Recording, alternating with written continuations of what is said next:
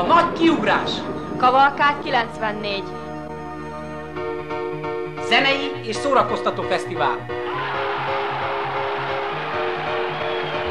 1994. július 29-től 31-ig. Pásztón a Kishegyi Szabadidőparkban.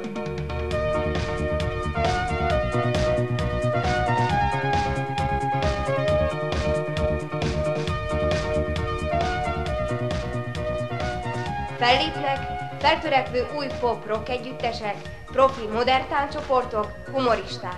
Fesztiválszerű megmérettetés. Gyönyörködhet csinos lányok divatbemutatóim. Éjszakai bugyisóban. Ezen kívül lesz mazsorettes bevonulás, karate bemutató, iszabbirkózás. Állandó programok, tombola árusítás óriási nyereményekkel. Színes tévé, nagyértékű kerékpár és egyéb nagy nyeremények. Éjfél után diszkók. 3 napra a belépőjegy 200 forint. A Sör és Borfesztiválon étel-ital, ismerkedési lehetőség. Sörpocak szépségverseny, sörivó bajnokság.